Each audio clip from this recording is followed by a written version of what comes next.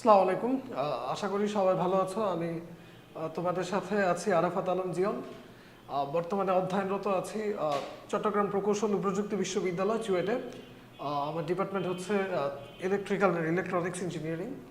আমি HSC 18 batch, মানে 18 সালে এইচএসসি পরীক্ষা দিয়েছি। তো আজকে আমরা মেইনলি যেটা করব সেটা হইতেছে আমাদের যে এসএসসি যে একাডেমিক কোর্স কেমিস্ট্রির, ওই একাডেমিক কোর্সের কেমিস্ট্রির one of the most important chapter 5 রাসায়নিক বন্ধন বা হচ্ছে কেমিক্যাল বন্ড।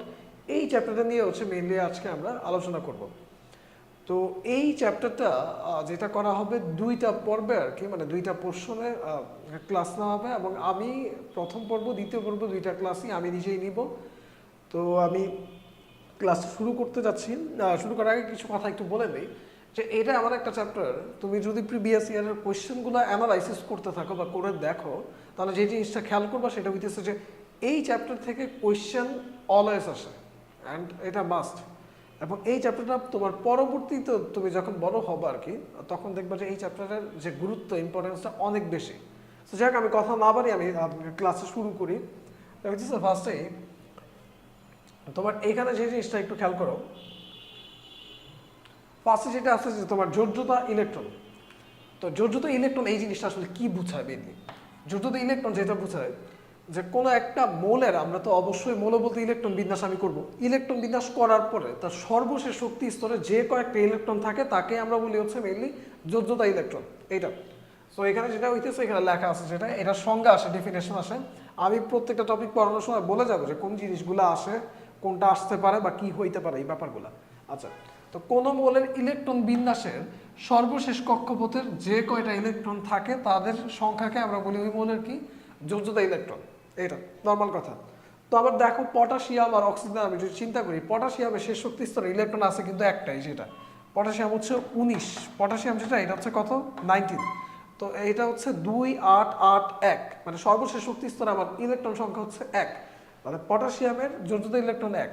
আবার অক্সিজেন যেটা আছে অক্সিজেনে কিন্তু 8কে আমরা লিখি হচ্ছে এভাবে 2 আর হচ্ছে কত 6। তাহলে সর্বশেষ যে শক্তি স্তর আছে এই সর্বশেষ শক্তি স্তরের ইলেকট্রন সংখ্যা কয়টা? 6টা। তাহলে হচ্ছে তোমার অক্সিজেনের যোজ্যতা ইলেকট্রন কত হবে? 6 হবে। সো এটা হচ্ছে আবার কি ছিল, আবার যোজ্যতা ইলেকট্রন বা ব্যালেন্স ইলেকট্রন বলতে আমরা মেইনলি কি বুঝি এই ব্যাপারটা। তার পরবর্তীতে যেটা হইতেছে দেখো, তোমার এইখানে যেটা হইছে, এখানে একটা চার্ট দেওয়া আছে বইয়ে, যে তোমার নাইট্রোজেনের কত 7, 2, 5, ফ্লোরিনের 9, 2, 7, ফসফরাসের কত 2, 8, 5, মানে এই যে এইভাবে দেওয়া। তো সর্বশেষ কক্ষপথের যে ইলেকট্রনটা, এটা কি আবার যোজ্যতা ইলেকট্রন। সর্বশেষ কক্ষপথে যে ইলেকট্রন আছে ওইটাই হচ্ছে আবার কি যোজ্যতা ইলেকট্রন। এই যেটা এখানে 5, 5, এটা 7, 7, এখানে কত 2, এটা কত 2। তো এটা হচ্ছে নর্মাল কনসেপ্ট। তো এইখান থেকে যে জিনিসটা তোমাকে দেখতে হবে, ফার্স্ট অফ অল যোজ্যতা ইলেকট্রন কাকে বলে এই ব্যাপারটা উদাহরণ দিয়ে তুমি একটু দেখাই দিবা। সো শেষ। এখন পরবর্তী স্লাইডে আমরা একটু দেখি, সেটা হইতেছে যে যোজনী এবং যোজ্যতা এই ব্যাপারটা, এইটা খুবই গুরুত্বপূর্ণ একটা কনসেপ্ট। যোজনী যেটা, এইটা মানে তোমার হচ্ছে যেটা হয়েছে যে প্রত্যেকটা স্টেপে গিয়ে আমার লাগবে এই যোজনীর যে ব্যাপারটা এবং যোজ্যতা।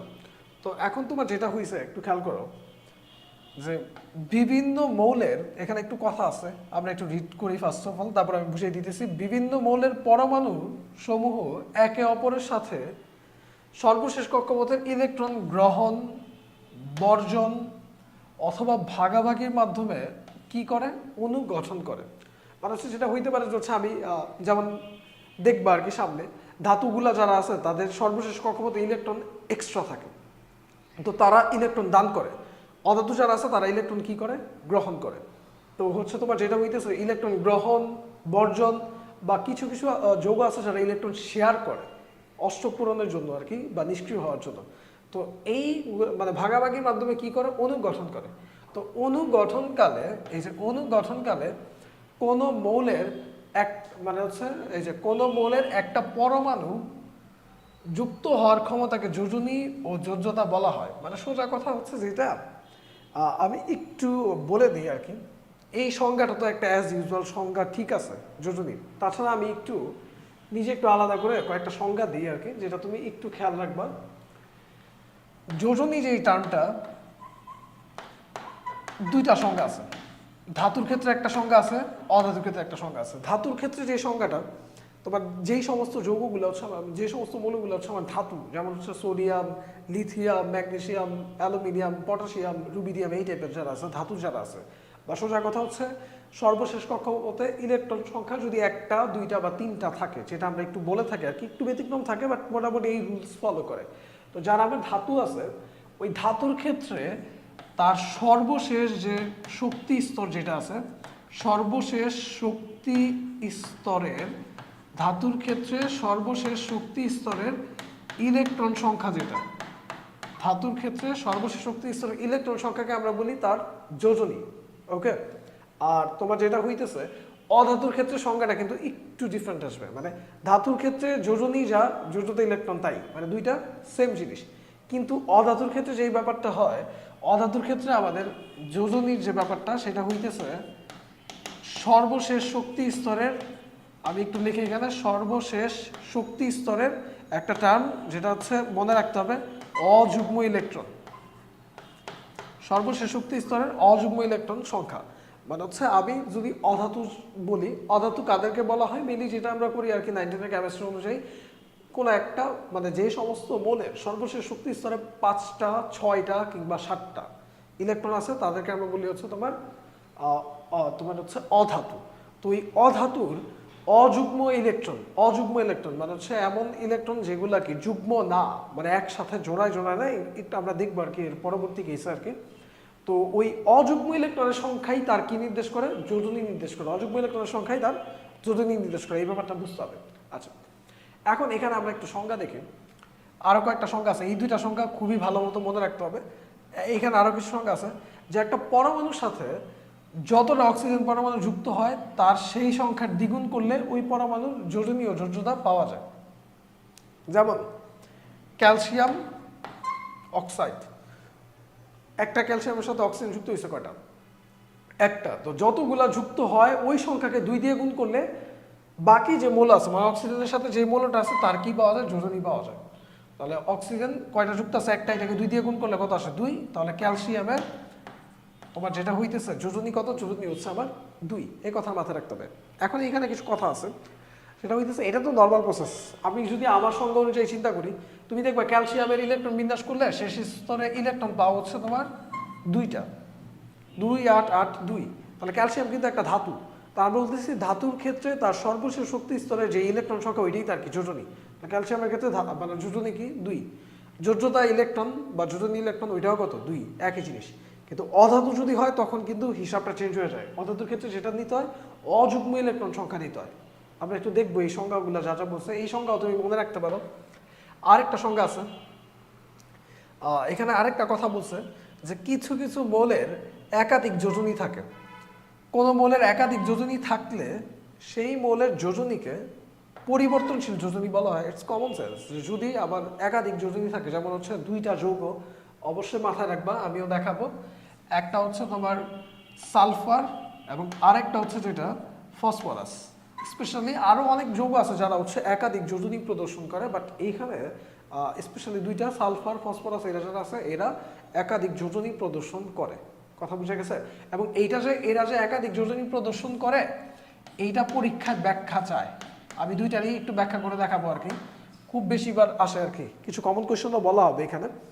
এখন যেটা হয়েছে দেখো, তোমার আরেকটা টার্ম আছে, যেটা একটা টার্ম আছে সুপ্ত যোজনী। এটা হচ্ছে আমার এমসিকিউতে দিয়ে দেয়, অথবা অনেক সময় সংজ্ঞা দেয় সুপ্ত যোজনী কি। তো সুপ্ত যোজনী যে জিনিসটা সেটা হইতেছে যে কোনো মৌলের সর্বোচ্চ যোজনী ও সক্রিয় যোজনী, এই দুইটার পার্থক্যকে আমরা বলি হচ্ছে সুপ্ত যোজনী।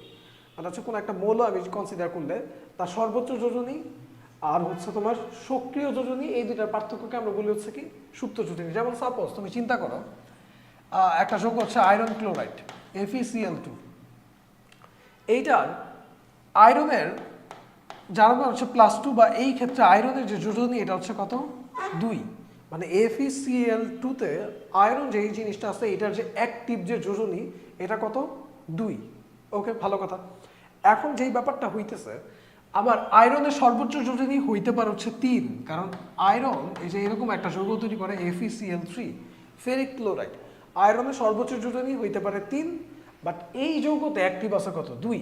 তাহলে আমার সুপ্ত যোজনী কি সর্বোচ্চ মাইনাস সক্রিয় 3 - 2 মানে কত 1। সুপ্ত মানে কি যেটা হচ্ছে লুকায়িত অবস্থায় থাকে। তো আয়রনের এই যে 1 যেটা যোজনী এটা কি লুকায়িত অবস্থায় কি আছে, সেই ব্যাপারটা তোমাকে বুঝতে হবে। সুপ্ত যোজনী এটা কি আসে, এটা হচ্ছে আবার ডেফিনেশন আসে এবং অনেক সময় সংজ্ঞা আকারেও দেয়, তারপরে হচ্ছে এমসিকিউতে দেয়। তো এই ব্যাপারগুলো একটু বুঝতে হবে। আচ্ছা, এখানে পরে একটা চার্ট দেওয়া আছে বইয়ের, দেখো এখানে দেখো কি লেখা আছে, hydrogen, fluorine, chlorine, bromine, iodine যারা আছে সবার যোজনী এক লেখা। সোডিয়াম, পটাশিয়াম এগুলা এগুলা হচ্ছে ধাতু। এই সোডিয়াম, পটাশিয়াম এই সমস্ত জিনিসগুলো হচ্ছে ধাতু। এইটা এক, এইটা এক, ম্যাগনেসিয়াম 2, অ্যালুমিনিয়াম 3। কিন্তু কপ এই কার্বনে গিয়ে হয়ে গেছে কত 2 আর হচ্ছে 4। এখন কার্বনে 2 আর 4 কেন, একটু আমরা এটার একটু কারণটা একটু দেখি। কার্বন যেটা, কার্বনের শেষ শক্তি স্তর ইলেকট্রন হচ্ছে কত 6। তো এটাকে আমি যদি অ্যানালাইসিস করি এটা হচ্ছে 1s2 2s2 2p2। এখন তুমি যেটা করবা মানে একটা বক্স মেথড আছে আর কি আমাদের, এস এর যেটা এস এর অরবিটাল বা উপশক্তি স্তর থাকে একটা, পিতে যখন যাব পি এর উপশক্তি স্তর থাকে 3টা। তারপরে যখন ইলেকট্রন বিন্যাস করি এই পি এর উপশক্তি স্তর থাকে হচ্ছে তোমার কয়টা 3টা। আবার ডিতে যখন যাব ডিতে উপশক্তি স্তর থাকে 5টা। এগুলো তুমি ইন্টারমিডিয়েটে উঠলে হচ্ছে দেখবা। তো এখন আমি একটু বক্স মেথডেই করবো আর কি সহজ হয়। তো এই এসে কয়টা ইলেকট্রন আছে 2টা, তো 2টাকে আমরা এইভাবে লিখি, একটা এক মানে এই যে এইভাবে একটা, আরেকটা হচ্ছে এরকম উল্টা করে দিই। এটা এটা হচ্ছে 2s2। এখানে কি আছে 2p2, 2p2কে লিখি হচ্ছে এইভাবে, এই এই 2টা হয়ে গেছে। এবং আরেকটা যে বক্স, এই বক্স কি থাকবে, এই বক্স হচ্ছে তোমার ফাঁকা পড়ে থাকবে। তাহলে এখানে যেটা এই দুই পাশে কি তুমি 2টা ইলেকট্রন দিছো। এখন আমরা যেই জিনিসটা বলতে চাইতেছিলাম যে একমাত্র ধাতুই যেটা, যেখানে হচ্ছে তুমি সর্বশেষ শক্তি স্তরে যে ইলেকট্রন আছে ওইটাকে আমরা বলি যোজনী। বাট ধাতু বাদ দিয়ে বাকি যারা আছে, বিশেষ করে অধাতুর ক্ষেত্রে অযুগ্ম ইলেকট্রনকে বলি যোজনী। ইনফ্যাক্ট অনেক কেসেও এই কার্বন যেটা, এটা কিন্তু অধাতুও না ধাতুও না, এটা একটা উপধাতু বা অপধাতু। এটা সর্বশেষ শক্তি স্তরে ইলেকট্রন কয়টা আছে 4টা। তো এই অপধাতুর ক্ষেত্রে যেটা হয়, ওদের ক্ষেত্রেও তোমার অযুগ্ম ইলেকট্রন, সর্বশেষ শক্তি স্তরে অযুগ্ম ইলেকট্রন সংখ্যা যোজনী নির্দেশ করে। এখন এখানে অযুগ্ম ইলেকট্রন সংখ্যা কয়টা আছে 2টা, এই একটা এই একটা 2টা। তাহলে কার্বনের যোজনী আসলে কত 2। এখন কার্বনে কিন্তু আরেকটাও যোজনী আছে 4। অনেক সময় কোয়েশ্চেন আসে যে কার্বন যেটা এটা পরিবর্তনশীল যোজনী প্রদর্শন করে, তাহলে 4 কিভাবে দেখাইতে পারি। তো তখন যেটা হয় যে আমরা হচ্ছে উত্তেজিত করি, যদি মানে এক্সাইটেড করি, বা সোজা কথা হচ্ছে যদি এখানে একটু টেম্পারেচার দেই বা হিট দেই, মেনলি এক্সাইটেড করলে যেটা হয় তখন 1s2 যা আছে তাই থাকে, এই এস থেকে একটা ইলেকট্রন পিতে শিফট করে। তো এস থেকে একটা ইলেকট্রন পিতে যদি শিফট করে তাহলে এখানে এস এর পোর্শনে পড়ে থাকে কি 2s1, আর পিতে হয় কি 2p3 এটা। তখন যেটা হইতেছে যে এস যেটা এখানে বক্স, এখানে ইলেকট্রন কয়টা একটা, আর পি যেটা আছে পিতে ইলেকট্রন কয়টা আছে 3টা, এই জিনিসটা। তো ওকে ফাইন। এখন যেটা হয়েছে এই যে আমরা এক্সাইটেড করতেছি, করার পরে এইখানে দেখো অযুগ্ম ইলেকট্রনের সংখ্যা যেটা, এটা কিন্তু কত হয়ে গেছে, এটা হয়ে গেছে 1 2 3 4। আগে ছিল 2, এখন এটা হয়ে গেছে কত 4। তাহলে এইখানে যোজনী হচ্ছে কত 4। তো তোমাকে ফার্স্ট অফ অল যে জিনিসটা বুঝতে হবে তোমাদের, এই বক্স মেথডটা বুঝতে হবে যে এস যখন নেই বক্স করি একটা, পিতে বক্স থাকে কয়টা 3টা, এবং এই রুলস দিয়ে আমি বাকি অনেক কিছুই সলভ করার ট্রাই করব। আচ্ছা ফাইন। তারপর হচ্ছে তোমার আয়রন যে জিনিসটা আছে, আয়রন হচ্ছে তোমার 2 3, কপার হচ্ছে তোমার 1 2। এইখানেও কিছু ব্যাপার আছে, এখানে একটা দেখি আমরা। আচ্ছা আপনার সামনে এগুলো একটু নিজেরা একটু ট্রাই করবো আর কি, যেগুলো কিভাবে আসতেছে। আচ্ছা এখানে আমরা নিচে যে বক্স আছে, এই বক্সে দেখো এখানেও কিছু দেওয়া আছে যে কার কার হচ্ছে যোজনী কেমন। হাইড্রোজেন, লিথিয়াম, সোডিয়াম এগুলার হচ্ছে 1 1 করে, ম্যাগনেসিয়াম, ক্যালসিয়াম এগুলো 2 করে, অ্যালুমিনিয়াম 3। আয়রন আবার পরিবর্তনশীল যোজনী দেখায়, একটা হচ্ছে কত 2 অথবা কি 3। এই যে যৌগের উদাহরণ একটু আগে লিখছি আমি, জিঙ্কের হচ্ছে 2, লেডের 2 4, এগুলো একটু মনে রাখতে হবে। নাইট্রোজেন যেটা এটা 3 আর 5 এটা দেখায়। আমি কিছু ইম্পর্টেন্ট গুলো একটু দেখাইতেছি। নাইট্রোজেনেরটা পরীক্ষায় দেয়, নাইট্রোজেনে হচ্ছে তোমার 3 আর 5 যে দেখায় এটা দেয় আর কি। দেখো নাইট্রোজেন এটা হচ্ছে একটা অধাতু। কেন আমি একটু বলি, যেটা শেষ শক্তি ইলেকট্রন আছে কয়টা 5টা। তো নাইট্রোজেন হচ্ছে কত 7। এটাকে লিখবো কি 1s2 2s2 2p3 এটা। এখন দেখো আমি যদি এটাকে বক্স মেথডে চিন্তা করি, এই 2s ইলেকট্রন কয়টা আছে? দুইটা। পিতে ইলেকট্রন কয়টা আছে? তিনটা। এই 1 2 3, এটা হয়েছে। তো এখন যেই ব্যাপারটা হইতেছে যে আবার অযুগ্ম ইলেকট্রন যেটা আছে সর্বশেষ শক্তি স্তরে, এইটা তো হচ্ছে এই যে এইখানে যেটা, এগুলা কিন্তু যুগ্ম, আর একা একা যদি থাকে এটাকে আমরা বলি কি অযুগ্ম, যুগ্ম না। তাহলে এইখানে অযুগ্ম ইলেকট্রন সংখ্যা কয়টা? তিনটা। তাহলে তিনটা যদি অযুগ্ম ইলেকট্রন সংখ্যা থাকে তাহলে এখানে যোজনী কত? 3। নাইট্রোজেন একটা অধাতু, অধাতুর ক্ষেত্রে সর্বশেষ শক্তি স্তরের অযুগ্ম ইলেকট্রনের সংখ্যাই তার কি যোজনী রিপ্রেজেন্ট করে পাই। এখন আমি যদি উত্তেজিত করি আর কি, এখানে একটা স্টার চিহ্ন দিয়ে আমরা বুঝাই যে উত্তেজিত করা হয়েছে। উত্তেজিত করলে যেটা হইতেছে, এইখান থেকে একটা ইলেকট্রন 2s1 থেকে একটা ইলেকট্রন যেই জিনিসটা আছে এটা হচ্ছে আবার এখান থেকে পিতে শিফট করে। এখানে হচ্ছে 1s2 2s2 2p3। এখন এখানে যেটা বলতেছিলাম, এখানে মেনলি মানে 3-এর যে ব্যাখ্যাটা এটা তো ইজিলি দেওয়া যায় আর কি, বাট যখন 5-এর কথাটা চলে আসে যে নাইট্রোজেন আসলে 5টা মানে যোজনী 5 কিভাবে হয়, তখন আমি যদি একটু বলি যে এস থেকে একটা ইলেকট্রন যদি পিতে, এমনিতে তো হচ্ছে 2d এক্সিস্ট করে না, 2d পসিবল না, 2s তারপর হচ্ছে 2p। এস থেকে একটা ইলেকট্রন যদি আমার পিতে যায় তখন যেটা হয় যে 2s1 2p4। এতে আলটিমেটলি লাভ কি হয়? কোনো লাভ হয়? এখানে একটা থাকে, পিতে বক্স কয়টা? 3টা। তো এখানে তো পিতে ইলেকট্রন আছে 4টা। তখন এইভাবে লিখি 1 2 3, 4 নাম্বার ইলেকট্রন এইভাবে এনে দিই। এখনও কিন্তু অযুগ্ম ইলেকট্রনের সংখ্যা কত থাকে? 3ই থাকে। তো তুমি এই নাইট্রোজেনের যে যোজনী 5, এটা হচ্ছে নর্মাল অ্যাজ ইউজুয়াল রুলসে দেখানো যায় না। যেটা হয় যে নাইট্রোজেনের সর্বশেষ শক্তি স্তরের ইলেকট্রন থাকে হচ্ছে তোমার 5টা। তো অনেক সময় দেখা গেছে তারা 5টা যৌগের সাথেও যুক্ত হইতে পারে। যেমন এরকম যৌগও থাকে NCl5, ম্যাক্সিমাম ক্ষেত্রে NCl3 যুক্ত মানে তৈরি হয় আর কি। এখন আমাদের তুমি বইয়ে দেখবা, আমাদের কেমিস্ট্রি বইয়ে দেওয়া আছে যে কোনো একটা মানে কোনো একটা মৌল যতগুলা ক্লোরিনের সাথে যুক্ত হইতে পারে তার যোজনী তত। তো এখানে এরকম একটা যৌগ তৈরি হয়, কিন্তু এখানে একটা ব্যতিক্রম দেখা যায় আর কি। তো এই নাইট্রোজেনের যোজনী 5 যেটা, এখানে একটা ব্যতিক্রম আছে যেগুলো তুমি হচ্ছে যখন হচ্ছে আরেকটু বড় ক্লাসে যাবা তখন হচ্ছে এগুলার একটু ব্যাপার স্যাপার এখানে আলোচনা করা হয়। নাইট্রোজেন আমার একটা যৌগ যে সন্নিবেশ বন্ধন তৈরি করে একটা ব্যাপার আছে আর কি, ওটা তুমি ইন্টারমিডিয়েট গেলে আর কি পাবা। বাট এখনকার আলোচনায় জাস্ট একটু তোমাকে মনে রাখতে হবে নাইট্রোজেন কত 3 5। কার্বনেটটা দেয় পরীক্ষায়, আর 2টা যৌগ দেয় যেটা আমি একটু পরে দেখতেছি, একটা হচ্ছে সালফার আর একটা হচ্ছে ফসফরাস। এই 2টার যে পরিবর্তন যোজনী দেখায় এটা সবসময় আসে পরীক্ষা, এবং এগুলো আমি একটু করে দেখাবো তোমাকে। এখন পরবর্তীতে যেটা হয়েছে, পরবর্তী স্লাইডে একটু দেখো। আচ্ছা, তার আগে আমি এইখানে একটু করাই দিই, এই স্লাইডে আমি একটু করাই দিই। সেটা বলতেছে এরকম, কোয়েশ্চেনটা তুমি এরকম লিখবা যে সালফার এবং ফসফরাস, সালফার এবং ফসফরাস এরা পরিবর্তনশীল যোজনী প্রদর্শন করে। পরিবর্তনশীল যোজনী প্রদর্শন করে কেন? ব্যাখ্যা করো। এটা এই 2টা কোয়েশ্চেন সবসময় আসে যে কোনো না কোনো ওয়েতে।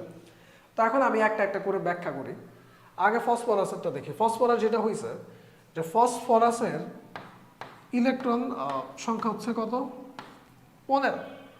এবং ফসফরাস যে যোজনী দেখায় একটা হচ্ছে যোজনী 3 এবং দেখা হচ্ছে কত? 5। ফসফরাস যোজনী দেখা হচ্ছে 3 এবং হচ্ছে কত? 5। এখন আমি যদি একটু ফসফরাসের আঁকি আর কি, সর্বশেষ শক্তি স্তরটা নিয়ে আমরা কাজ করি, সেটা হইতেছে এরকম 3s2 3p3 10, এটা হচ্ছে 12, এটা হচ্ছে 3 করলে কত? 15 হবে। 3s2 3p3।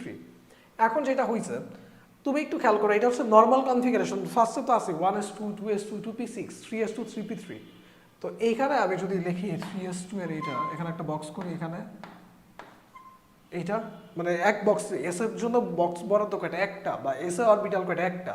পি তে অরবিটাল কয়টা? 3টা। এখানে তাহলে 3টা ইলেকট্রন আছে, এরকম 3টা আমি দিলাম। তো এখন যেটা হইতেছে যে তোমার যে জিনিসটা যে এইখানে অযুগ্ম ইলেকট্রনের সংখ্যা কত? 3। অযুগ্ম ইলেকট্রনের সংখ্যা যেহেতু 3, তাহলে আমার এই ফসফরাসের যোজনী কত? 3। ফসফরাসের শেষ স্তরের ইলেকট্রন 5। ফসফরাস একটা অধাতু, অধাতুর ক্ষেত্রে সর্বশেষ শক্তি স্তরের অযুগ্ম ইলেকট্রন সংখ্যায় কি বোঝায়? তার যোজনী নির্দেশ করে। তাহলে ফসফরাসের যোজনী কত? যোজনী হচ্ছে 3 এই ব্যাপারটা। এখন পরবর্তীতে যেটা হয়েছে ফসফরাস কিন্তু কত কত যোজনী প্রদর্শন করে 3 এবং হচ্ছে 5, এটা মাথায় রাখতে হবে। তো 5 কিভাবে হয়, আমরা যখন ফসফরাসকে উত্তেজিত করি, তো উত্তেজিত করার পরে যেটা হয় এই যে 3s2 যেটা আছে না, 3s2 থেকে একটা ইলেকট্রন 3s2 থেকে একটা ইলেকট্রন শিফট করে চলে যায় হচ্ছে 3d তে। 3s থেকে একটা ইলেকট্রন শিফট করে চলে যায় 3d তে। ওকে, তো এখন যেটা হইতেছে এই যে 3s1 3p3 3d1, তো তখন আমরা যদি লিখি আর কি, এটা তোমাকে খেয়াল রাখতে হবে। এবং এদের মাঝখানে এই যে কেন এরকম কাহিনী হয়েছে এগুলারও বড় ক্লাস উঠলে মানে ব্যাপার আছে আর কি, যে তোমার এস আর ডি এর মাঝখানে শক্তি স্তরের ব্যবধান কম থাকে, লাভ দিয়ে 3s থেকে 3d তে যাইতে পারে আর কি। তো এইগুলা আপাতত তোমাকে মনে রাখতে হবে, কারণ পরীক্ষায় কোশ্চেনগুলো আসবে এবং আসলে এইভাবে তোমাকে লিখে যাইতে হবে যে হ্যাঁ তুমি ব্যাপারগুলো বুঝতেছো, এইভাবে কাজগুলা হইতেছে। তো 3s1 যেটা এটা এখানে পিতে কয়টা 3টা, তাহলে পি এর জন্য বক্স কয়টা 3টা, এখানে দিলাম 1 না, মানে এইভাবে আর কি রিপ্রেজেন্ট করি। আর ডি যেটা আছে এই ডি এরটা ধরো আমি এখানে আমার জায়গা নাই তো এখানে আমি রাখলাম, ডি এর জন্য বক্স হচ্ছে ডি অরবিটালে থাকে হচ্ছে মানে তোমার 5টা, ডিতে অরবিটাল থাকে 5টা, তাহলে এখানে বক্স হচ্ছে 5টা,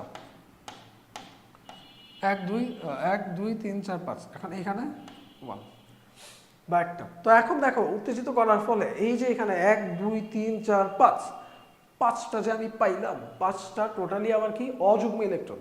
তাহলে এই অধাতুর ক্ষেত্রে অযুগ্ম ইলেকট্রনের সংখ্যা কি রিপ্রেজেন্ট করতেছে, যোজনী রিপ্রেজেন্ট করতেছে। তাহলে ফসফরাস একবার কত দেখায় 3 আর একবার দেখায় কি 5।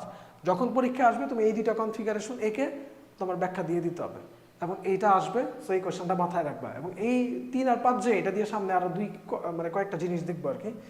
এখন পরবর্তী যে ব্যাপারটা, ধরো পরবর্তী কোশ্চেন যেটা সালফার পরিবর্তনশীল যোজনী দেখায় ব্যাখ্যা করো। সালফার যে যোজনী দেখায় একটা হচ্ছে 2, একটা হচ্ছে 4 আর একটা হচ্ছে 6, 2 4 6 এই তিনটা যোজনী দেখা হচ্ছে আমার সালফার। এখন 1 বাই 1 আমরা একটু দেখব। সালফার হচ্ছে 16 16 মানে হচ্ছে এখানে 1s2 2s2 2p6 10 পর্যন্ত আমি লিখলাম না, আমি একেবারে শেষেরটা লিখতেছি। এটা হচ্ছে 3s2 3p4 এটা।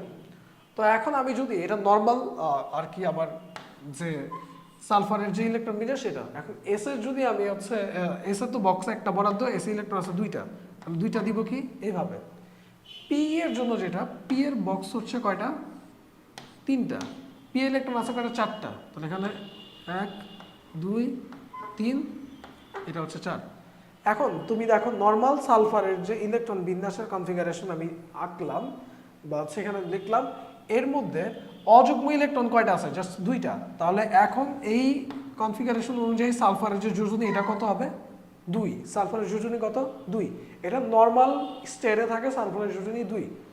পরবর্তীতে যেটা হবে, এখন তুমি যেটা করতেছো যে এক্সাইটেড করতেছো, উত্তেজিত করতেছো, যখন তুমি উত্তেজিত করতেছো তখন যেটা হইতেছে এখান থেকে এই এস থেকে একটা ইলেকট্রন মানে উত্তেজিত করার ফলে এস থেকে একটা ইলেকট্রন শিফট হয়ে চলে যাচ্ছে ডিতে। ফার্স্টে তুমি এক দফা উত্তেজিত করছো, করার ফলে যেটা হয় এস থেকে মানে এখানে থাকে 3s1 3p4 3d1 এরকম, মানে একটা ইলেকট্রন ডিতে শিফট করে। তখন যেটা হয় এখানে এস এর বক্স কয়টা একটা, এখানে দিলাম 1, পিতে বক্স হচ্ছে কয়টা 3টা, এখানে 3টা বক্স রাখবা। এটা হচ্ছে অরবিটাল বুঝে আমরা 1 2 3, আর এইখানে যেটা হইতেছে 4-এর জন্য এই যে এইরকম উল্টা করে দিতে হয়, এগুলো একটু বুঝতে হবে। সোজা একটা দিব, প্রথমে একটা একটা করে মানে বক্সে ইলেকট্রন বসানোর রুলস হচ্ছে একটা একটা করে বসাবো, দেন হচ্ছে আরেকটা উল্টা করে দিয়ে দিতে হয়। আর ডিতে যেটা আছে ডিতে তোমার এখানে কয়টা এই। এখন তুমি দেখো অযুগ্ম ইলেকট্রন কয়টা আছে 1 2 3 4, অযুগ্ম ইলেকট্রন সংখ্যা কয়টা 4টা। তাহলে সালফার যে জিনিসটা সালফার অযুগ্ম ইলেকট্রন কয়টা আছে এইখানে 4টা, তাহলে এইখানে যোজনী কত হবে 4 হবে। কখন হইছে নর্মাল থেকে উত্তেজিত করার পরে এই অবস্থা হয়েছে। এরপরে কি করি আরো উত্তেজিত করি সালফারে, তো উত্তেজিত আরো যদি করে এখানে স্টার সাইন দিয়ে নিবা। তারপরে স্টেজে যেটা হয় যে তোমার এইখান থেকে এই যে পি থেকে একটা ইলেকট্রন দিতে যায়, মানে 3s1 এটা ঠিকই থাকে, বাট পি থেকে এই যে 3p4 আছে এটা হয়ে যায় 3p3, পি থেকে একটা ইলেকট্রন দিতে চলে যায়, তখন হচ্ছে এই অবস্থা আসে।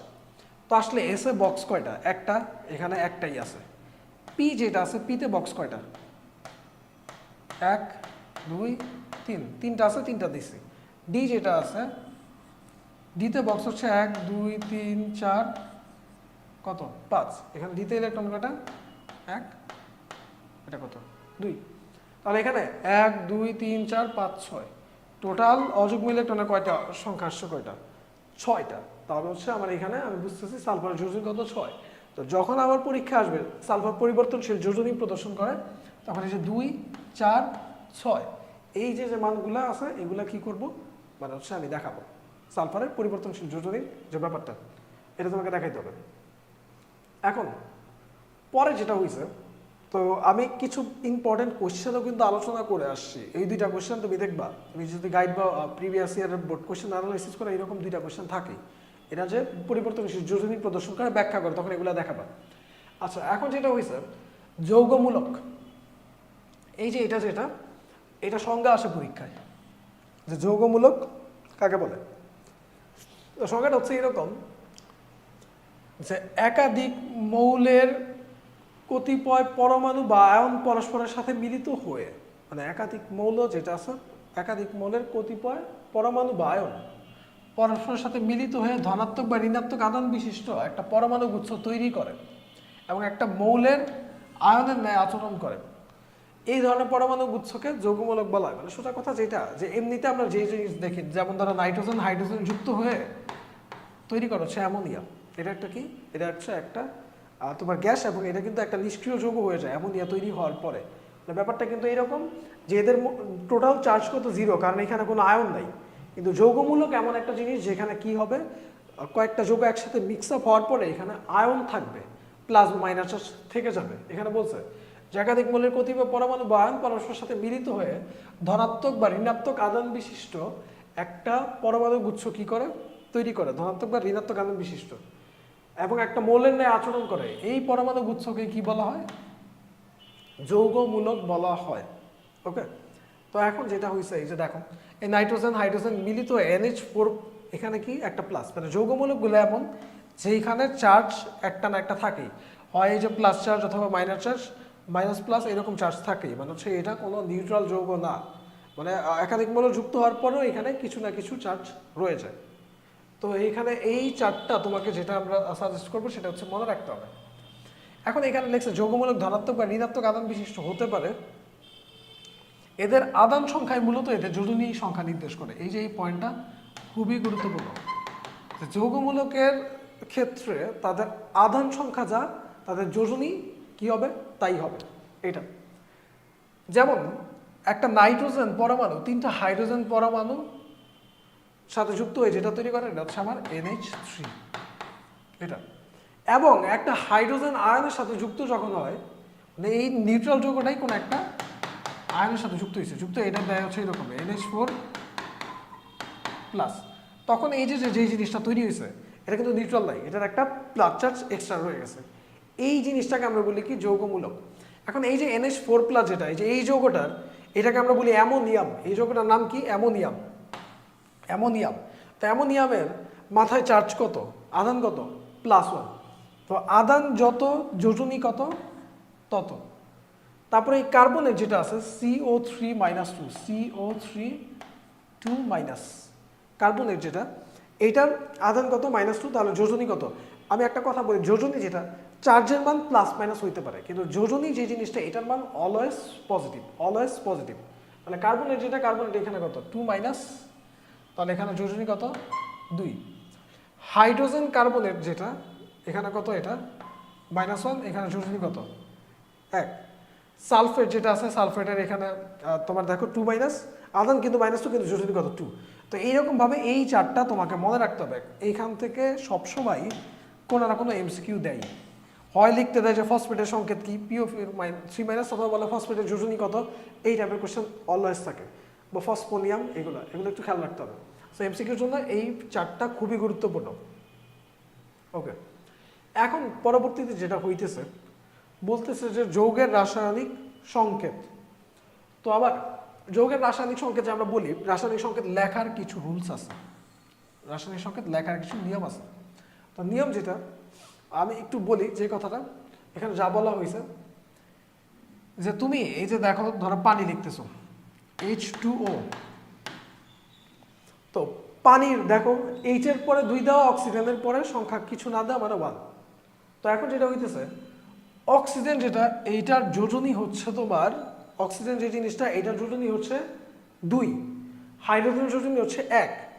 তো এই সংকেতগুলো আমাদের এইভাবে লিখতে হয়, সেটা হইতেছে যে হচ্ছে একজনের যোজনী আরেকজনকে কি করে দিই, ট্রান্সফার করে দিই। একজনের যোজনী আরেকজনকে কি করি, ট্রান্সফার করি। মানে হচ্ছে তোমার এরকম হয় ব্যাপারটা যে অক্সিজেন যোজনী 2, এটা দিয়ে দিই হাইড্রোজেনকে, হাইড্রোজেন যোজনী 1, এটা দিয়ে দিই কি অক্সিজেনকে। বিশেষ করে আরেকটা কিছু সংকেত দেখি, যেমন হচ্ছে তোমার ম্যাগনেসিয়াম ক্লোরাইড সাপোজ। তো ম্যাগনেসিয়ামের যোজনী হচ্ছে 2, ক্লোরিনের যোজনী কত তুমি দেখবে 1। তো ক্লোরিনের যোজনী যেটা, এটা হচ্ছে ম্যাগনেসিয়ামের সাথে দিয়ে দিছে, এখানে ম্যাগনেসিয়ামের নিচে কিছু নাই, ম্যাগনেসিয়ামই লেখা। আর ম্যাগনেসিয়ামের যোজনী যে 2, এটা কারে দিয়ে দিছি, ক্লোরিনে দিয়ে দিছি। তো এটা কি হয়েছে, MgCl2। মানে এইটা হচ্ছে এই কথাগুলো এখানে লেখা হয়েছে, যে রাসায়নিক সংকেত লেখার যে রুলসগুলা, লেখার রুলসগুলো হচ্ছে এইটা। যেমন তুমি আরেকটা জিনিস দেখো, অ্যালুমিনিয়াম সালফেট একটা যৌগ, এখানে তোমার অ্যালুমিনিয়ামের যোজনী হচ্ছে 3, অ্যালুমিনিয়াম যেটা এটা যোজনী হচ্ছে 3। আর সালফেট যেটা একটু আগের তোমার হচ্ছে আগের পেজে যৌগমূলকের এখানে দেখবা লেখা আছে, সালফেট যেটা আছে SO4 2-, সালফেটের যোজনী হচ্ছে 2। তো সালফেটের যোজনী শিফট করে দিছি অ্যালুমিনিয়ামের কাছে, অ্যালুমিনিয়ামের যোজনী শিফট করে দিছি কার কাছে, সালফেটের কাছে। মানে এই যে যখন আমরা একটা যৌগ তৈরি করি, নতুন যৌগ তৈরি করি, অ্যালুমিনিয়াম সালফেট বা যে কোনো যৌগই কি করে, দুইটা যৌগ যখন একটা আরেকটার সাথে যুক্ত হয়, তখন এর যোজনী ওরে দিয়ে দেয়, ওর যোজনী ওরে দিয়ে দিই, মানে এই যে ট্রান্সফারটা। তো এইভাবে আমরা হচ্ছে মেইনলি কি করি, সংকেতগুলা লিখি, এই যে এখানে লেখা। আরেকটা থাকে অ্যালুমিনিয়াম অক্সাইড। এখন অ্যালুমিনিয়ামের যোজনী কত, 3, এটা অক্সিজেনে দিয়ে দিই, অক্সিজেনের যোজনী কত, 2, এটা হচ্ছে এখানে নিয়ে আসা হয় এটা। এখন আরেকটা কথা এখানে বলছে যে তোমার মোটামুটি এই হচ্ছে এখানে রুলস। অনেক সময় বলে এরকম যে হ্যাঁ আচ্ছা, মোটামুটি যা যা বলছি এখানে এই পয়েন্টগুলাই লেখা আছে। মানে সোজা কথা হচ্ছে আমরা যখন লিখি তখন হচ্ছে কি করে দেয়, ট্রান্সফার করে দেয়। আরেকটা যেটা বলতে চাইছিলাম, কার্বন ডাইঅক্সাইডের ব্যাপারটা। কার্বন ডাইঅক্সাইডে যেটা হয়েছে, কার্বনের যোজনী কিন্তু 4, কার্বন ডাইঅক্সাইড, কার্বনের যোজনী কিন্তু 4, অক্সিজেন যোজনী কত, 2। তাহলে রুলস অনুযায়ী কি হবে, কার্বনের যোজনী অক্সিজেনে চলে যাবে, অক্সিজেনের যোজনী কি আসবে, কার্বনে আসবে। তাহলে এটা তো হওয়া উচিত ছিল C2O4। এখন 2 আর 4 এই দুইটা সংখ্যাই কি 2 দ্বারা কি বিভাজ্য। তো যখন আমরা যোজনীগুলো এই যে এরকম লিখবো, কোনো সংখ্যা যদি 2 দ্বারা বিভাজ্য হয়, তাহলে 2 দিয়ে ভাগ করে যেই মানটা থাকে ওইটাই আমরা লিখি। 2 দিয়ে ভাগ করলে এটা কি থাকে, থাকে হচ্ছে কার্বন, আর অক্সিজেন 4 থেকে কত হয়ে যায়, O2। তাহলে এটা মেইনলি কত হয়ে যায়, CO2 বা হচ্ছে carbon die oxide, carbon die oxide. ওকে, তো এটা হচ্ছে মেইনলি আমাদের কার্বন ডাইঅক্সাইডের কি রাসায়নিক সংকেত। আচ্ছা যাক, এটা হচ্ছে আমাদের রুলস, রাসায়নিক সংকেত লেখার আমাদের যে নিয়ম। তারপর যেটা বলতেছে যে তোমার আণবিক সংকেত ও গাঠনিক সংকেত। তো আণবিক সংকেত যেটা, এখানে যেটা একটা মৌল ও যৌগের অণুতে যে যে ধরনের মৌলের পরমাণু থাকে তাদের প্রতীক, এবং যে মৌলের যতটি পরমাণু থাকে তাদের সংখ্যা দ্বারা প্রকাশিত সংকেতকে আমরা বলি আণবিক সংকেত। মানে সোজা কথা হচ্ছে যে মৌলের যতটি পরমাণু থাকে, যেমন এই যে এখানে লিখছে দেখো C3H8, মানে এই যৌগটা তৈরির ক্ষেত্রে কার্বন লাগে 3টা, হাইড্রোজেন লাগে কয়টা, 8টা। এই যে এরা মিলে যে হচ্ছে তোমার নতুন যে হচ্ছে এই যে যৌগটা তৈরি করছে, তো এইটাকে আমরা বলি হচ্ছে আণবিক সংকেত। মানে সংখ্যা আকারে যে রিপ্রেজেন্টেশন, এটা হচ্ছে আণবিক সংকেত বুঝায়। আর যদি তোমার ব্যাপারটা এরকম হয় যে এটাকে তুমি ভেঙে লিখতেছো, মানে এই C3H8 এটাকেই তুমি ধরো সাপোজ ভেঙে লিখতেছো, এটাকে এই যে ভেঙে লিখতেছো এইভাবে, carbon carbon carbon H H H,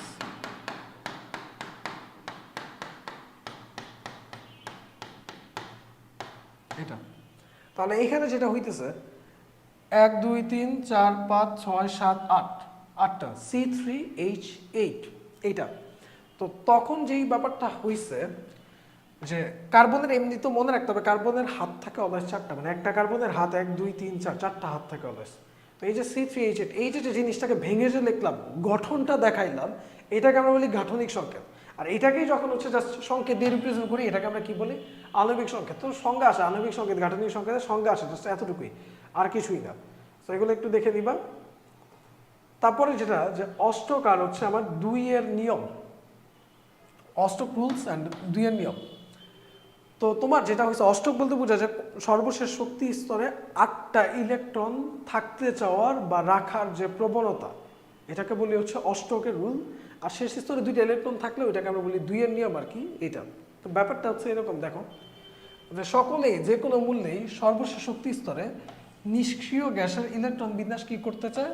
লাভ করতে চায় অলওয়েজ। এখন অণু গঠনকালে কোন মৌলের ইলেকট্রন গ্রহণ, বর্জন বা ভাগাভাগি মাধ্যমে সর্বশেষ শক্তি স্তরে 8টা ইলেকট্রন ধারণের মাধ্যমে নিষ্ক্রিয় গ্যাসের যে ইলেকট্রন বিন্যাস লাভ করে, এটাই মূলত অষ্টক নিয়ম। মানে সোজা কথা হচ্ছে তুমি ইলেকট্রন গ্রহণ করতে পারো, বর্জন করতে পারো, শেয়ার করতে পারো, যাই করো, করার ফলে ফাইনালি তোমার সর্বশেষ শক্তি স্তরে ইলেকট্রন সংখ্যা তুমি যদি কয়টা 8টা আনতে পারো, এই আনার যে নিয়মটা এটাকে আমরা বলি অষ্টক নিয়ম বা অক্টেট রুলস। এখন নিষ্ক্রিয় গ্যাসে ইলেকট্রন বিন্যাসের সর্বশেষ কক্ষপথে যেমন 2টা বা 8টা ইলেকট্রন বিদ্যমান, তেমনি অণু গঠনকালের সর্বশেষ কক্ষপথে 1 বা একাধিক জোড়া ইলেকট্রন বিদ্যমান থাকবে। এটাই মূলত 2 এর নিয়ম। এই কথাটার মিনিং আসলে মেইনলি কি বুঝেছে একটু বলি তোমাকে। দেখো এখানে বলতেছে যে নিষ্ক্রিয় গ্যাসের ইলেকট্রন বিন্যাসের সর্বশেষ, নিষ্ক্রিয় গ্যাস যারা আছে সর্বশেষ কক্ষপথে কি 2টা বা 8টা ইলেকট্রন বিদ্যমান, তেমনি তুমি হচ্ছে অণু গঠনকালে সর্বশেষ কক্ষপথে 1 বা একাধিক জোড়া ইলেকট্রন বিদ্যমান থাকবে। 1 বা একাধিক জোড়া ইলেকট্রন মানে মেইন কথা এখানে যেটা, যেমন ওইখানে বলছে যে যাই করি, ভাগাভাগি করি, গ্রহণ করি, শেয়ার করি, করার মাধ্যমে শেষ স্তরে 8টা ইলেকট্রন আসলে এটাকে বলে অষ্টক নিয়ম। আর এখানে যেটা হইতেছে যে এইরকম যাই করি করার পরে শেষ স্তরে যদি 2টা ইলেকট্রন থাকে, তাহলে তাকে আমরা বলি হচ্ছে 2 এর নিয়ম এটা।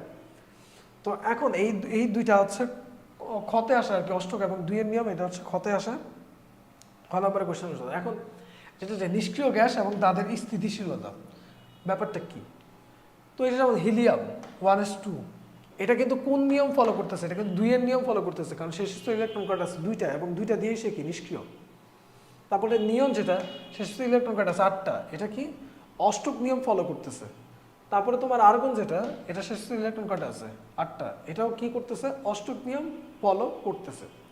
এখন এটা হয়েছে এরকম যে নিষ্ক্রিয় গ্যাসের ইলেকট্রন বিন্যাস হতে দেখা যায় যে হিলিয়ামের সর্বশেষ শক্তি স্তরে ইলেকট্রন রয়েছে কয়টা? 2টা। হিলিয়ামের ক্ষেত্রে সর্বশেষ শক্তি স্তর পূর্ণ করতে 2টা ইলেকট্রনই প্রয়োজন। কাজে হিলিয়ামের ইলেকট্রন বিন্যাস কি? স্থিতিশীল। এখন হিলিয়াম কি 2টা ইলেকট্রন দিয়ে কি হয়ে গেছে? স্থিতিশীল হয়ে গেছে, তার মানে সে 2 এর নিয়ম ফলো করছে। কিন্তু আবার অন্যান্য নিষ্ক্রিয় গ্যাস যেমন হচ্ছে তুমি দেখো যে হচ্ছে তোমার এই যে কোন মৌলের ইলেকট্রন বিন্যাসের সর্বশেষ কক্ষপথে 8টা ইলেকট্রন পূর্ণ থাকলে মৌলটা অধিক স্থিতিশীল হয়। তো সর্বশেষ দ্বিত্ব বলতে 2 এর নিয়ম ও অষ্টকপূর্ণ থাকার কারণে নিষ্ক্রিয় গ্যাসগুলা অধিক স্থিতিশীল হওয়ার কারণে নিষ্ক্রিয় গ্যাসগুলো অন্য কোনো মৌলকে ইলেকট্রন দান করে না বা অন্য কোনো মৌল থেকে ইলেকট্রন গ্রহণও করে না। অন্যান্য মৌলগুলার সর্বশেষ কক্ষপথে 8টা ইলেকট্রন পূর্ণ না থাকে, তারা অন্য মৌল থেকে ইলেকট্রন গ্রহণ বা অন্য মৌলকে ইলেকট্রন দান করে। মানে সোজা কথা যেটা, তোমার সর্বশেষ কক্ষপথে যদি 2টা ইলেকট্রন থাকে তাহলে সেটাকে স্থিতিশীল অবস্থা প্রদর্শন করে, এবং সর্বশেষ কক্ষপথে যদি 8টা ইলেকট্রন থাকে তাহলে তারা অধিক বেশি স্থিতিশীল হয়, মানে দ্বিতীয় কক্ষপথের ক্ষেত্রে আর কি। তো তখন যে জিনিসটা হইতেছে যে যাদের 8টা আছে তারা তো অলরেডি স্থিতিশীল, মানে তারা অলরেডি স্টেবল। তো যখন তারা স্থিতিশীল তখন কিন্তু তারা যে জিনিসটা করে না, তো তোমার অন্য কারো থেকে ইলেকট্রন দেয়ও না, অন্য কারো থেকে ইলেকট্রন নেয়ও না, কারণ তারা কি নিষ্ক্রিয়, তাদের দরকার নাই, তারা অলরেডি যা আছে তা নিয়ে কি স্থিতিশীল। এবং যাদের অষ্টক পূরণ নাই ওই সমস্ত যারা আছে তারা কি করে? ইলেকট্রন গ্রহণ করে অথবা কি ইলেকট্রন ত্যাগ করে। তো এই ব্যাপারটা অবশ্যই বুঝতে হবে। তো নিষ্ক্রিয় গ্যাস এবং তার স্থিতিশীলতা। এখন পরবর্তীতে যেটা হয়েছে রাসায়নিক বন্ধন এবং বন্ধন গঠনের কারণ, এটা ক্ষত আমার আসছে কেন বন্ধন গঠন করে। তো ফার্স্ট অফ অল রাসায়নিক বন্ধনের সংজ্ঞাটাই আসে, এটা মাথায় রাখতে হবে যে অণুতে পরমাণু সমূহ, মানে কোনো একটা অণু, ধরো সাপোজ তুমি একটা অণু লিখলা হচ্ছে CH4, তো এটা যে লিখছো এখানে কার্বন আর হাইড্রোজেন যেটা এরা প্রত্যেকটা কি পরমাণু না? তো এই কার্বন একটা পরমাণু, হাইড্রোজেন একটা পরমাণু, এই পরমাণুগুলা মানে অণুতে পরমাণু সমূহ যে আকর্ষণ বলের কারণে একে অন্যের সাথে কি হয় যুক্ত থাকে তাকে আমরা বলি কি রাসায়নিক বন্ধন। মানে যে আকর্ষণ বলের কারণে, যে অ্যাট্রাকশন ফোর্সের কারণে একটা আরেকটার সাথে কি যুক্ত থাকে ওইটাকে আমরা বলি কি রাসায়নিক বন্ধন। এটার সংজ্ঞা আসে কতে, রাসায়নিক বন্ধনের সংজ্ঞা আসে, খেয়াল রাখবা। এখন একটা হাইড্রোজেন, এই যে লেখছে একটা হাইড্রোজেন অণুতে দুইটা হাইড্রোজেন পরমাণুর মধ্যে এক ধরনের আকর্ষণ বল কাজ করে, এই আকর্ষণ বলের কারণে দুইটা হাইড্রোজেন পরমাণু পরস্পরের সাথে কি থাকে যুক্ত হয়, হাইড্রোজেন অণু গঠন করে। এই যে যার কারণে এটাকে আমরা বলি রাসায়নিক বন্ধন, এটা মাথায় রাখতে হবে। ক্যাটায়ন অ্যানায়ন এই দুটো টার্মের সাথে আমাদের একটু পরিচিত হইতে হবে। তো কোনো পরমাণুর নিউক্লিয়াসে সবসময় আমরা জানি প্রোটন আর যে ইলেকট্রন সংখ্যা এটা সবসময় কি থাকে সমান থাকে। তাহলে প্রোটন আর ইলেকট্রন যদি সমান থাকে, প্রোটন যেটা এটা হচ্ছে প্লাস চার্জ, ইলেকট্রন কি মাইনাস চার্জ, দুইটা চার্জ সমান বাট একটা আরেকটা কি প্লাস আর একটা কি মাইনাস। তো তাই পরমাণুটা সামগ্রিকভাবে আদান নিরপেক্ষ থাকে। সামগ্রিকভাবে কি আদান নিরপেক্ষ থাকে, মানে হচ্ছে চার্জ থাকে না। এখন যদি পরমাণুতে সর্বশেষ কক্ষপথে এক বা একাধিক ইলেকট্রন তুমি কি করো প্রবেশ করানো হয়, অথবা এক বা একাধিক ইলেকট্রন কি সরিয়ে নেওয়া হয়, তখন পরমাণুর আদান নিরপেক্ষ কিন্তু থাকে না। মানে নর্মালি আবার 10টা প্রোটন 10টা ইলেকট্রন আছে, মানে 10টা প্লাস 10টা মাইনাস, কাটাকাটি ঘটে 0। এখন তুমি যদি বাইরে থেকে ধরো দুইটা তুমি কি করলা, ধরো হচ্ছে ইলেকট্রন যোগ করলা, তখন যেটা হয় আগে ছিল 10টা প্রোটন 10টা ইলেকট্রন, এখন দুইটা ইলেকট্রন একসাথে যোগ করার কারণে ইলেকট্রন সংখ্যা কয়টা হয়ে গেছে 12টা। তাহলে 10টা ইলেকট্রন দিয়ে 10টা প্রোটন কি হয়ে যাবে ভ্যানিশ হয়ে যাবে। কিন্তু ওই যে দুইটা ইলেকট্রন যেটা এক্সট্রা রয়ে গেছে, দুইটা ইলেকট্রন কি রয়ে গেছে এক্সট্রা রয়ে গেছে, ওই দুইটা ইলেকট্রন কি করবে আবার, ওই দুইটা ইলেকট্রনের কারণে তোমার হচ্ছে কি তৈরি হবে ঋণাত্মক, মানে হচ্ছে ওইটা ঋণাত্মক আদান প্রাপ্ত হয়ে যাবে। তো এই ঋণাত্মক আদানকে আমরা বলি হচ্ছে অ্যানায়ন। আর তুমি যদি ধরো এমনিতে নিউট্রাল আছে, বাইরে থেকে কি যোগ করলা, তুমি বাইরে থেকে যোগ করলা হচ্ছে প্রোটন, তো তখন প্লাস চার্জের পরিমাণ কি বেড়ে যাবে, তখন হচ্ছে ওইটা কিন্তু আর নিউট্রাল থাকতেছে না, প্লাসের পরিমাণ বেড়ে যেতেছে, তখন ওইটাকে আমরা বলি হচ্ছে তোমার ধনাত্মক। তো বরং সামগ্রিকভাবে আদান বিশিষ্ট আয়নে পরিণত হয়।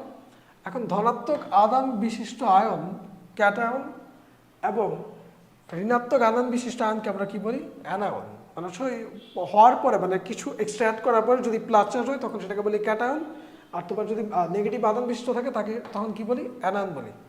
যেমন হচ্ছে সোডিয়াম পরমাণু, যেটা সোডিয়াম পরমাণুর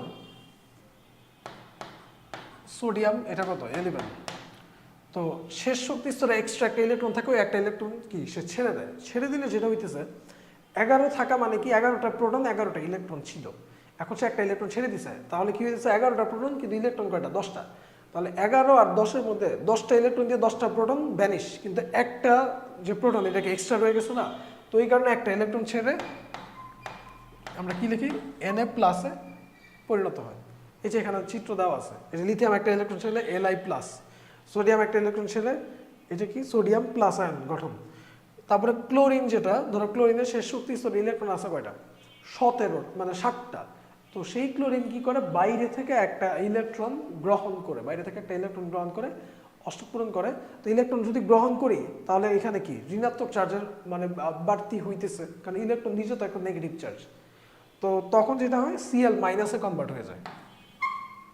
এমনিতে ধরো ছিল হচ্ছে 17, তাহলে প্রোটন 17 ইলেকট্রনও 17, বাইরে থেকে একটা ইলেকট্রন সে যখন নেয় ইলেকট্রন কত হয় 18, প্রোটন কত 17, তো ইলেকট্রনের কি একটা আধিক্য হয়ে গেছে না, তো একটা যে মাইনাস চার্জ এক্সট্রা আসছে এই জন্য কি হয় ইলেকট্রন গ্রহণ করলে Cl মাইনাস এটা। আচ্ছা ফাইন, এখন পরবর্তীতে যেটা হয়েছে যে আয়নিক যৌগ, আয়নিক বন্ধন বা হচ্ছে আমার তড়িৎযোজী বন্ধন যে ব্যাপারটা, এটাতে যেটা হয়েছে খুবই খুবই গুরুত্বপূর্ণ টপিক আবার আয়নিক বন্ধন, এবং এই বন্ধনটা আমার হচ্ছে মেইনলি আমাদের পরীক্ষার জন্য খুবই বেশি পরিমাণে আসে। আমরা একটু খুব ভালো মতো আলোচনা করব, দুইটা কয়েকটা বন্ধন আছে, একটা হচ্ছে আমার আয়নিক বন্ধন, সমযোজী বন্ধন, ধাতব বন্ধন। তারপরে আয়নিক বন্ধন সমযোজী বন্ধন এগুলো গণনা কুইজ পূর্ণাঙ্গের তুলনা, তারপরে হচ্ছে সমযোজী বন্ধনের মধ্যে পোলার যোগের একটা ব্যাপার আছে, ধাতব বন্ধনের বিদ্যুৎ পরিবাহিতা কিছু টপিক আছে, এগুলো খুবই খুবই গুরুত্বপূর্ণ। তাহলে ফার্স্ট অফ অল আমরা এই ভিডিওতে আমরা আয়নিক বন্ধন পর্যন্তই মেনলি দেখব। তো এইটা সংজ্ঞা খুবই গুরুত্বপূর্ণ, পরীক্ষায় দেয় আয়নিক বন্ধন বলতে কি বুঝো। আমি একটা আয়নিক বন্ধন সম্পর্কে আগে কিছু বলে নিই। একটা ধাতু আর একটা অধাতু, সোজা কথা একটা ধাতু আর একটা অধাতু পরস্পরের সাথে যুক্ত হয়ে যেই বন্ধন তৈরি করে তাকে আমরা বলি আয়নিক বন্ধন। এখন এখানে কিছু কথা আছে। ধাতু যারা ওরা কি করে, ওদের কাছে ইলেকট্রনের আধিক্য থাকে, মানে হচ্ছে তোমার ইলেকট্রন এক্সট্রা থাকে, তো ধাতুগুলো ইলেকট্রন ত্যাগ করে। আর অধাতু যারা আছে ওরা কিন্তু এই যে এক্সট্রা ইলেকট্রন যে আমি ত্যাগ করতেছি, অধাতু সেই ইলেকট্রনগুলো কি করতেছে, গ্রহণ করতেছে। তাহলে এই যে ইলেকট্রনের আদান প্রদান, এখানে কিন্তু ইলেকট্রন শেয়ার না, এখানে কি ইলেকট্রনের আদান প্রদান। আদান প্রদান মানে একজন দিচ্ছে আরেকজন নিচ্ছে। এই যে ইলেকট্রনের আদান প্রদানের মাধ্যমে যেই বন্ধনটা গঠিত হয় তাকে আমরা বলি আয়নিক বন্ধন। এখন কথা হইতেছে যে আয়নিক বন্ধন হওয়ার কেন দরকার, মানে কেন আয়নিক বন্ধন আমাকে তৈরি করতে হবে। তা আয়নিক বন্ধন করলে যেটা হইতেছে, যেমন হচ্ছে কোন একটা যৌগের কাছে, মানে কোন একটা ধাতুর কাছে এক্সট্রা ইলেকট্রন আছে, সে এক্সট্রা ইলেকট্রন ছেড়ে দিলে তার কি অষ্টক পূরণ হয়। আরেকটা কোনো অধাতু আছে যার ওই এক্সট্রা একটা ইলেকট্রন দরকার, যেটা পাইলে তারও কি অষ্টক পূরণ হয়ে যাবে, যেহেতু আমার হচ্ছে অধাতুতে ইলেকট্রনে কি থাকে, ঘাটতি থাকে, তো একজন ছাড়া আরেকজন কি নেয়। তাহলে এই যে আদান প্রদান এর মাধ্যমে যে বন্ধন, এটাকে আমরা বলি কি আয়নিক বন্ধন। এখানে লিখতেছে যে ধাতব পরমাণুগুলা এক বা একাধিক ইলেকট্রন ত্যাগ করে ক্যাটায়ন, এবং অধাতব পরমাণু এক বা একাধিক ইলেকট্রন অধাতব বা অধাতুগুলা ইলেকট্রন গ্রহণ করে কি আয়নে পরিণত হয়। ধাতুগুলা ইলেকট্রন ত্যাগ করে ক্যাটায়ন, অবশ্যই এটা হচ্ছে আয়নে পরিণত হয়। এখন যে আকর্ষণ বলের মাধ্যমে এই যে লিখছে ক্যাটায়ন আর অ্যানায়ন, অথবা হচ্ছে ওই যে ধনাত্মক চার্জ ঋণাত্মক চার্জ পরস্পরের সাথে কি থাকে, যুক্ত থাকে, তাকে আমরা বলি আয়নিক বন্ধন বা হচ্ছে কি তড়িৎযোজী বন্ধন বলি। যেমন এই যে সবচেয়ে কমন উদাহরণ সোডিয়াম, শেষ ইলেকট্রন আছে কয়টা, 11টা, মানে শেষ ইলেকট্রন আছে একটা এক্সট্রা, যেটা দরকার নেই। 2 8 1, ওই এক্সট্রা একটা দরকার নেই, তো সে কি করতেছে, ইলেকট্রন ছেড়ে দেয়, যে একটা ইলেকট্রন ছেড়ে দিছে, ছেড়ে দিয়ে কি হয়েছে Na+। ক্লোরিন যেটা, ক্লোরিনের শেষ ইলেকট্রন আছে 7টা, অষ্টক পূরণের জন্য আরেকটা ইলেকট্রন কি তার দরকার, তো তখন সে যেটা করে ওই ছেড়ে দেওয়া একটা ইলেকট্রন সে গ্রহণ করে, সে কি তৈরি করে Cl-। তো যখন এই দুইটাকে যোগ করি তখন কি পাই, NaCl বা হচ্ছে সোডিয়াম ক্লোরাইড। তো অবশ্যই এইটা মাথায় রাখতে হবে। এই যে এটাকে এইভাবে রিপ্রেজেন্ট করছে, সোডিয়ামের চিত্র আঁকছি, সোডিয়ামের শেষ ইলেকট্রন কি, এই যে এখানে এক্সট্রা একটা ইলেকট্রন আছে। তারপর আবার ক্লোরিনের একটা চিত্র আঁকছি, ক্লোরিনের শেষ স্তরে 7টা ইলেকট্রন আছে, একটা ঘাটতি আছে। তো সোডিয়াম এই ইলেকট্রনটা এই যে এখান থেকে ক্লোরিনকে কি দিয়ে দিচ্ছে, ক্লোরিন সেই ইলেকট্রনটা নিতেছে, নিয়ে যেটা হইতেছে সোডিয়ামের ওই এক্সট্রা ইলেকট্রন তো সরে গেছে, তো একটা ইলেকট্রন যদি আমি সরাই দিই তখন কি, একটু আগে যেটা বললাম ধনাত্মক চার্জে চার্জিত হয় বা প্লাস চার্জ হয়, তখন এটা কি হয় Na+। আর এই যে ইলেকট্রন দেওয়ার পরে ক্লোরিন ইলেকট্রন গ্রহণ করে তার শেষ স্তর ইলেকট্রন কয়টা চলে আসছে, 8টা। তো তখন ক্লোরিন কি হয়, ঋণাত্মক চার্জে চার্জিত হয়, কারণ তার মধ্যে একটা এক্সট্রা ইলেকট্রন আমি ঢুকাই দিছি, অ্যানায়নে কনভার্ট হয়েছে, তাহলে Na+ আর একটা কি Cl-। তো এইভাবে তারা কি আয়নিক যৌগ তৈরি করছে। তো এই যে ব্যাপারটা এগুলো আসবে। এখন আমি একটু দেখি আরো কয়েকটা উদাহরণ একটু দেখি। তো তোমাকে পরীক্ষায় যে কোয়েশ্চেনগুলো দেয় আর কি আয়নিক বন্ধন থেকে, মেইনলি ধরো দুইটা যৌগ দিয়ে দেয়, ম্যাক্সিমাম কেসে দুইটা জিনিস আছে, একটা হচ্ছে MgCl2 MgF2 MgO। এই কোয়েশ্চেনগুলা দেখা গেছে প্রিভিয়াস ইয়ারে আমরা যখন করছিলাম যে এই তিনটা একটু বেশিই থাকে, যে কোনোটা থাকতে পারে, আমরা জাস্ট প্রসেসটা শিখবো। আচ্ছা হ্যাঁ, আয়নিক বন্ধন মানেই একজন যেই কটা ইলেকট্রন দিবে আরেকজন ওই কটা ইলেকট্রন গ্রহণ করবো, করে তাদের মধ্যে একটা বন্ধন তৈরি হবে। তো পরীক্ষায় যখন দিবে, ধরো হচ্ছে দুইটা যৌগ দিয়ে দেয়, তোমাকে আগে পর্যায় সারণী থেকে ডিসাইড করতে হয় যে একটা যৌগ তুমি পেলে ম্যাগনেসিয়াম আর একটা পেলে ক্লোরিন। এখন বলতেছে এদের মধ্যে কোন ধরনের বন্ধন সম্ভব। তুমি যখন দেখবা যে ম্যাগনেসিয়াম যেটা এটা হচ্ছে ধাতু, ক্লোরিন যেটা এটা হচ্ছে কি অধাতু, ধাতু আর অধাতুর মধ্যে যে বন্ধন এটা অবশ্যই কি বন্ধন হবে, সেটা অবশ্যই কি আয়নিক বন্ধন হবে। তো ওইটাই তোমাকে ব্যাখ্যা করে করে এক্সপ্লেনেশন দিয়ে লিখতে হবে। যেমন এখানে ম্যাগনেসিয়াম আর অক্সিজেন দেখাইছে, ম্যাগনেসিয়াম কি করে, শেষ স্তরে ইলেকট্রন এক্সট্রা আছে কয়টা, 2টা, মানে 2 8 2 12, তো 2টা ইলেকট্রন ছেড়ে দেয়। অক্সিজেনটা একটু চিন্তা করো, অক্সিজেনের কয়টা আছে, 8 মানে 2 6, তো 2টা যে ইলেকট্রন ছেড়ে দেয় ওই 2টা ইলেকট্রন অক্সিজেন কি করে, গ্রহণ করে। তো তখন যেটা হইতেছে ম্যাগনেসিয়াম এই যে দুইটা ইলেকট্রন ছেড়ে দিয়ে Mg2 প্লাস, আর অক্সিজেন দুইটা ইলেকট্রন গ্রহণ করে O2 মাইনাস। এটা তো এই দুইটাকে আমি যখন কম্বাইন করি একসাথে Mg2 প্লাস আর O2 মাইনাস, এটা মিলিত হয়ে এটা তৈরি করে হচ্ছে ম্যাগনেসিয়াম অক্সাইড নামক একটা যৌগ। ম্যাগনেসিয়াম অক্সাইড নামক একটা আয়নিক যৌগ। এই যে ম্যাগনেসিয়াম, শেষ স্তরের ইলেকট্রন কয়টা আছে? দুইটা। সে কি করতেছে এখানে এই যে অক্সিজেন পরমাণু, যেটা দেখো অক্সিজেনের শেষ স্তরে ইলেকট্রন আছে কয়টা? 6টা। তো এই দুইটা এক্সট্রা ইলেকট্রন ওরে দিয়ে দিতেছে, ওর তো এক্সট্রা দরকার নাই, আর ওর হচ্ছে দুইটা ইলেকট্রনের কি ঘাটতি, তো দুইটা ইলেকট্রন ওরে দিতেছে। দেওয়ার পরে এই চিত্রগুলো তোমাকে পরীক্ষায় অবশ্যই ড্র করতে হবে, মাস্ট এটা। তো দিলে ম্যাগনেসিয়াম যখন দুইটা ইলেকট্রন ছেড়ে দেয়, ওর কত কত শেষ স্তরে ইলেকট্রন কয়টা আসে? 8টা চলে আসে। তখন এটা কি হয়? Mg2 plus. যখন দুইটা ইলেকট্রন এখানে চলে যাবে তখন এখানে কি হবে? অক্সিজেনের O2 মাইনাস এটা হবে। তো এইটা একসাথে মিক্স আপ হয়ে কি তৈরি করে? Magnesium oxide. সো এই ব্যাপারটা বুঝতে হবে। আণবিক বন্ধন মেনলি হচ্ছে এইভাবে। আচ্ছা, সামাজিক বন্ধন যাওয়ার আগে আমি আরেকটা একটু দেখাই। সেটা হইতেছে তোমার ধরো MgCl2 ম্যাগনেসিয়াম ক্লোরাইড। এখানে কি হয়? ম্যাগনেসিয়াম Mg2 প্লাসে কনভার্ট হয়, দুইটা ইলেকট্রন কি ছেড়ে দেয়। ক্লোরিন যেটা আছে, ক্লোরিন ধরো Cl2 যেটা বা ক্লোরিন দেখলাম, তো ও হচ্ছে দুইটা ইলেকট্রন গ্রহণ করে, অথবা এরকম লিখবো দুইটা ক্লোরিন। একটা ক্লোরিনের পক্ষে একটা মানে একটা ইলেকট্রনই গ্রহণ করা পসিবল, কারণ ক্লোরিনের শেষ শক্তিস্তর ইলেকট্রন থাকে কয়টা? 7টা। তো তার অষ্টক পূরণের জন্য একটা লাগে। তো ম্যাগনেসিয়াম তো ছাড়তেছে দুইটা, তো একটা ক্লোরিন নিতে পারে একটা ক্লোরিন দুইটা নিতে পারবে না। তো এই কারণে আমার ক্লোরিন আনতে হয় কয়টা? দুইটা। তো আমাকে পরবর্তীতে যেটা লিখতে হয় যে দুইটা ক্লোরিন, এই যে দুইটা ইলেকট্রন দিচ্ছে, দুইটা ইলেকট্রন সে কি গ্রহণ করছে। গ্রহণ করে যেটা হয় এখান থেকে আমরা লিখি যেটা যে তোমার 2Cl মাইনাস, এভাবে লিখি যে দুইটা ক্লোরিন দুইটা ইলেকট্রন গ্রহণ করে 2Cl মাইনাস লিখছে। এই দুইটা ক্লোরিনকে তুমি এইভাবে রিপ্রেজেন্ট করতে পারো Cl2, দুইটা ইলেকট্রন গ্রহণ করে কি তৈরি করছে? 2Cl minus. এরপরে যখন হচ্ছে একসাথে যোগ করে দিবা, এই যে আগের স্লাইডে যে আমি লিখছি আর কি, এই যে এরকম Mg প্লাস Cl2, এখানে এই ইলেকট্রন কাটাকাটি যায় আর কি। তো করে এখান থেকে আমার থাকে MgCl2 ম্যাগনেসিয়াম ক্লোরাইড। তো পরীক্ষা আসলে কি কি জিনিস লিখতে হয় আর কি, তুমি যদি ফুল মার্কস পেতে চাও ফার্স্টে যদি তোমাকে বলে এটা কোন ধরনের বন্ধন, আণবিক বন্ধন, আণবিক বন্ধনের সংজ্ঞা লিখতে হবে। ক্যাটায়ন অ্যানায়ন মিলে পরস্পরের মধ্যে যে বন্ধন তৈরি করে এইটা। তারপর ম্যাগনেসিয়াম ইলেকট্রন বিন্যাস দিবা, ক্লোরিন ইলেকট্রন বিন্যাস দিবা।